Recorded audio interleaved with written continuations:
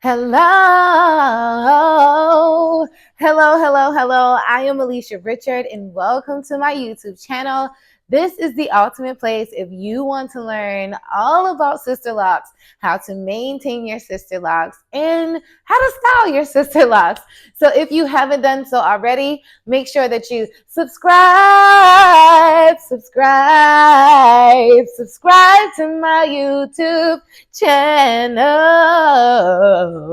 Let's get those subscribers all the way up to 2,000 subscribers, and then we'll be able to hit our next milestone. So in today's video, I'll be talking all about curly ends. And OMG, is this a topic that so many people want to know? Oh, how could I get curly ends on my hair?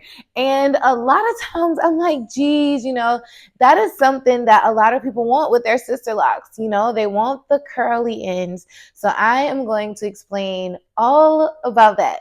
When it comes to your curly ends, you have to keep in mind that everybody's hair texture is different. And because one person's the ends of their locks are curly doesn't mean that another person's locks will be curly on the ends.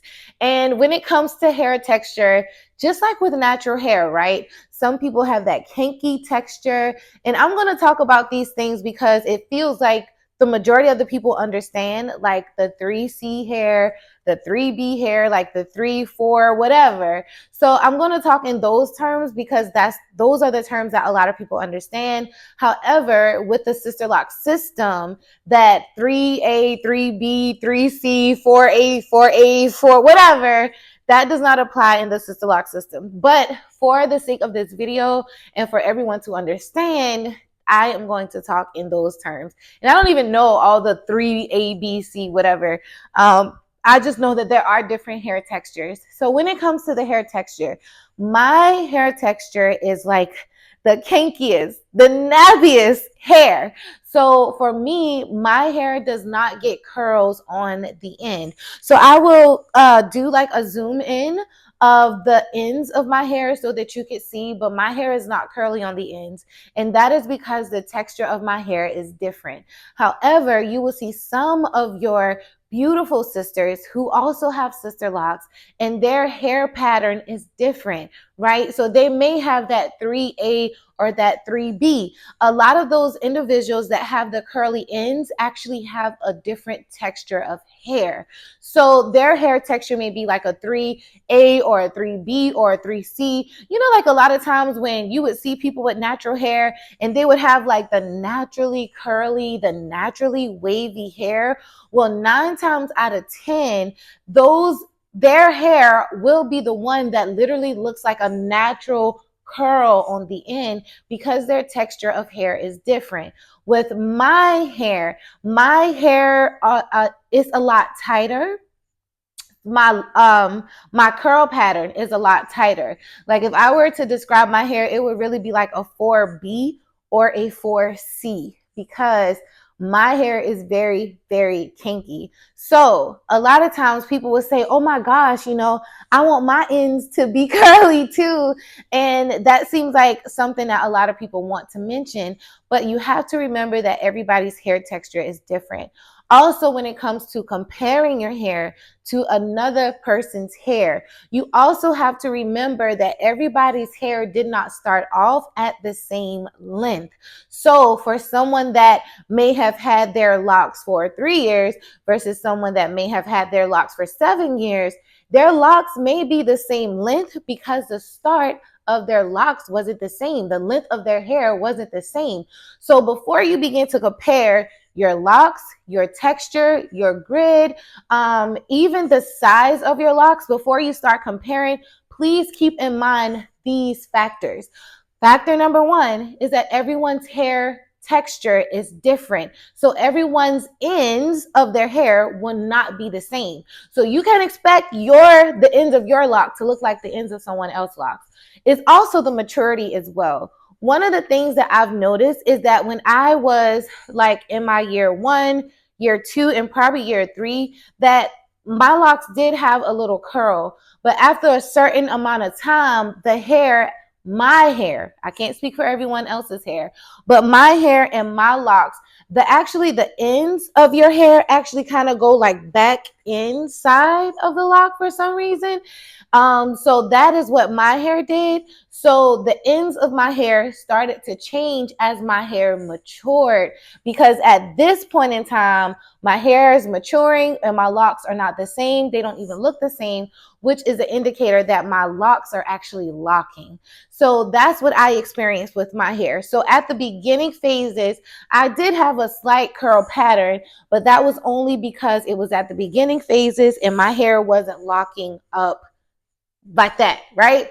How long did it take my hair to lock? It took my hair at least, I would say 3 years to actually lock before I had to stop banding my hair. It was about at least 3 years was the amount of time. So when it comes to your one's lock size will not be the same. The lock size depends on your hair texture, and it also depends because some people actually have thinner hair than others, so their locks and their lock grid may be a little bigger. So don't compare your locks to someone else's locks, because the density of their hair, how thick their hair is, how long their hair is, and some people have thin spots in their hair, right? So I would say when you start comparing so many different things. They always say that comparison is the thief of all joy. So when you start comparing, you first start comparing your ends. Oh my gosh, my ends don't look like her ends. Then you start comparing the lock size. Why isn't my lock size is the same as her lock size? And then you start looking at somebody's color and say, oh my gosh, her lock's colors are different than my lock's color. So the best thing to do is to never compare and say, God, I thank you for the hair that you have given me. I thank you for the texture that you have given me. I thank you for the hair that you have put on my head. And just begin to be grateful for just your hair, because your hair is your glory. Your hair is your crown. Your hair is your story. So when it comes to how could you get curly ends, that is how. It's really just genetics. It depends on your hair texture and really just the hair texture of your hair. However, a substitute would be that if you don't have curly ends and you want curly ends, I would say one of the things that you could do is get like some of those little small rollers and just curl the ends of your hair and let it stay in for like maybe a day or overnight or something and loose it out. So there are ways to actually get curly ends, and I'll also do a tutorial a little later on how to get curly ends. Then that way, you know, if you want to look like the girlies that have if you want to look like the girlies that have the curly ends, girl, we gonna figure it out. But right now, I would say, honestly, just embrace your ends. Do not try to rush your journey. Embrace your hair texture. You know, everybody's locks are not going to look the same.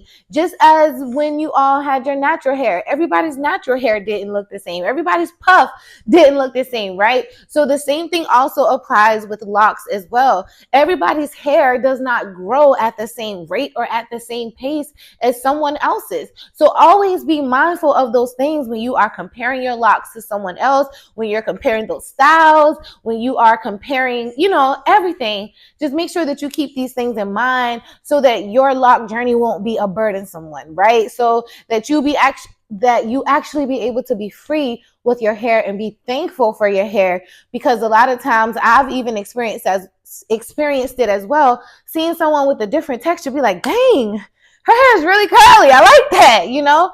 But to see that my hair is different, sometimes that does play a role on the self-esteem as far as your hair. So make sure that you keep those things in mind. If you haven't done so already, make sure that you subscribe, and I'll talk to you soon. Thank you for joining me. Bye-bye.